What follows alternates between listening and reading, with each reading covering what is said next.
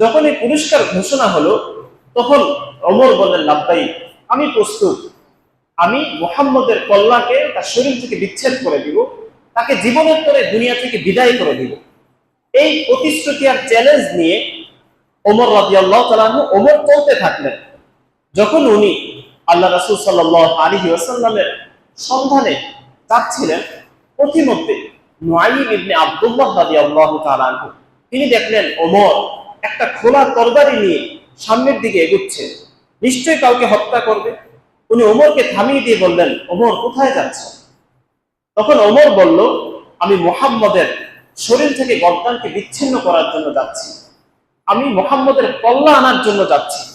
Nuaim ইবনে আব্দুল্লাহ যখন এই কথা শুনলেন, তিনি বড় অবাক হয়ে গেলেন এবং ভীত সন্ত্রস্ত হয়ে গেলেন যে মুহাম্মদকে তো ওমর সত্যিই হত্যা করে ফেলবে, কারণ ওমর হলো এক রোখা মানুষ।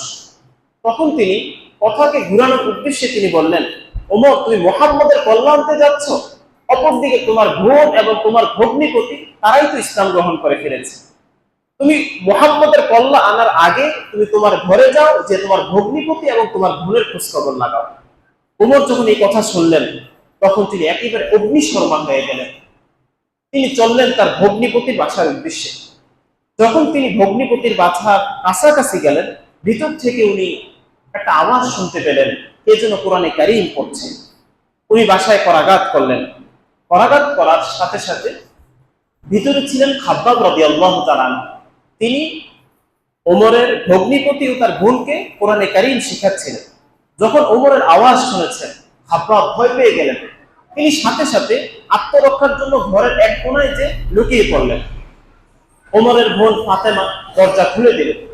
দরজা খুলে দেওয়ার পর ওমর ঘরে প্রবেশ করলেন। প্রবেশ করে বললেন, আমি শুনলাম তোমরা নাকি ইসলাম গ্রহণ করেছো।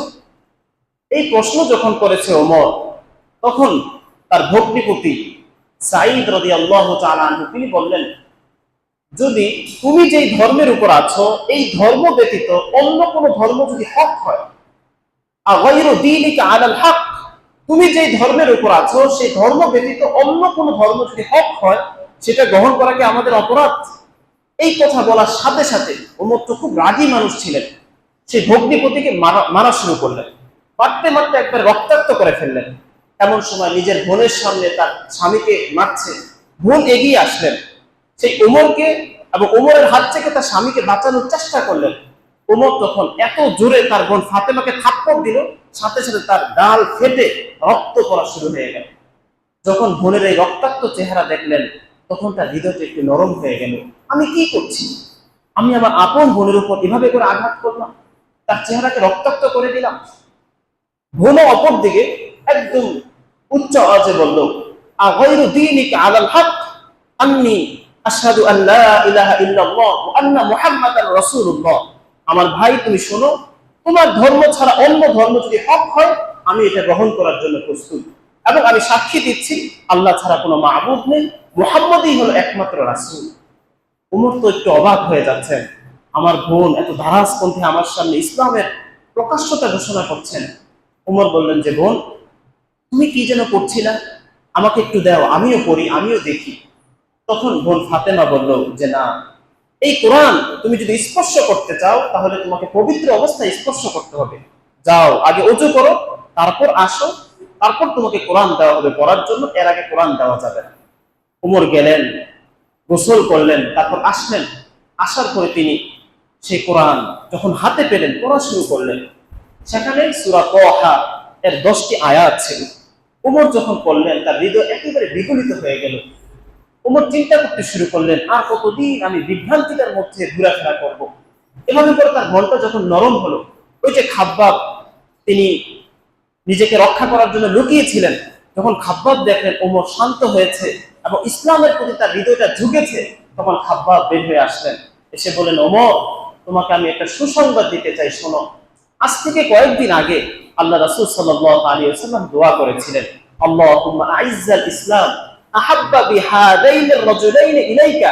আয় আল্লাহ, এই দুইজন ব্যক্তি থেকে, ওমর এবং আবু জাহেল, এই দুই ব্যক্তি থেকে আপনার যাকে পছন্দ হয় তার মাধ্যমে আপনি দ্বীন ইসলামকে সম্মানিত করেন, উঁচু করেন। আমার মনে হচ্ছে ওমর আল্লাহ রাসূলের সে দোয়া কাজে লেগে গেছে। ওমর তখন বললেন, হ্যাঁ, সত্যিই কাজে লেগে গেছে। আমি ইসলাম ধর্ম গ্রহণ করতে চাই। তখন তাকে নিয়ে চললেন আল্লাহ রাসূল সাল্লাল্লাহু আলাইহি ওয়াসাল্লামের দরবারে। আল্লাহ রাসূল সাল্লাল্লাহু আলাইহি ওয়াসাল্লাম দারুল আরকামের মাঝে ছিলেন। দূর থেকে দেখলেন কয়েকজন সাহাবায়ে কেরাম ওমর খোলা তরবারি নিয়ে আল্লাহ রাসূলের দরবারের দিকে আসছেন। এই অবস্থা দেখে কিছু সাহাবী ভয় পেয়ে গেলেন, ওমর কি আল্লাহ রাসূলকে হত্যা করার জন্য আসছেন? সেখানেই ছিল হামজা রাদিয়াল্লাহু তাআলা আনহু। তিনি বললেন, হামজা রাদিয়াল্লাহু তাআলা আনহু তাকে বলা হয় আসাদুল্লাহি ওয়া আসাদু রাসূলি। তিনি আল্লাহ এবং আল্লাহ রাসূলের সিংহ ছিলেন, অনেক সাহসী মানুষ ছিলেন। উনি সিংহ শিকার করতেন। যে ব্যক্তি সিংহ শিকার করে তার কি পরিমাণ সাহস! তখন হামজা রাদিয়াল্লাহু তাআলা আনহু বললেন, ওমরকে আসতে দাও।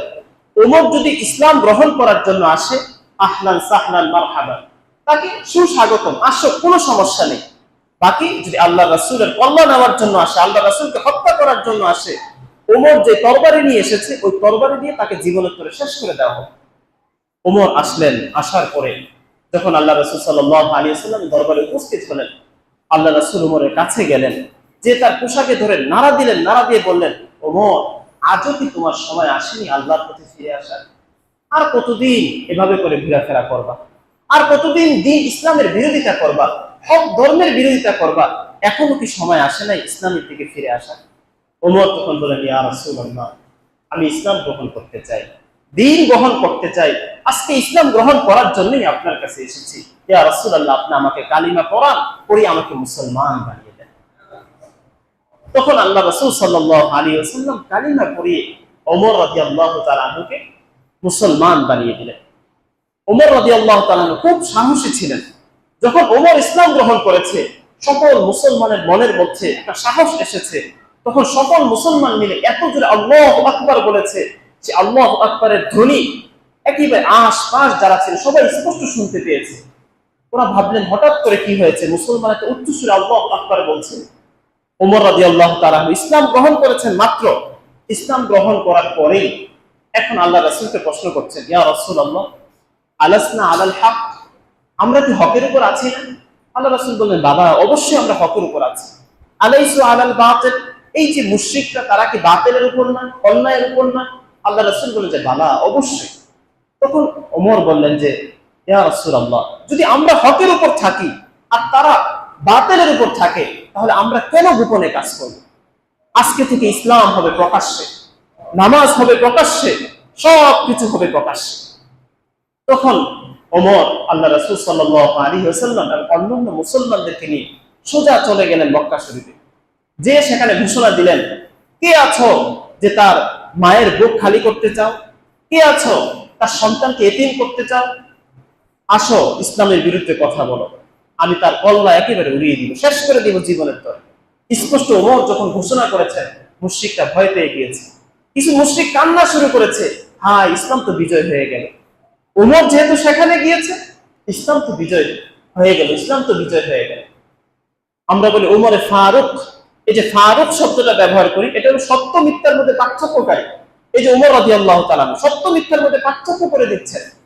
যেটা হক হবে সেটা সমাজের মধ্যে মাথা উঁচু করে থাকবে, আর যেটা বাতিল হবে সেটা মাথা নিচু করে থাকবে। তখন ওমর রাদিয়াল্লাহু তাআলা প্রকাশ্যে আল্লাহ রাসূলকে নিয়ে এসে মক্কার মধ্যে নামাজ আদায় করলেন। সেখান থেকে ইসলাম ধীরে ধীরে সামনে অগ্রসর হতে শুরু করে, প্রকাশ্যে সকলের মাঝে ইসলাম কাজ করতে শুরু করে।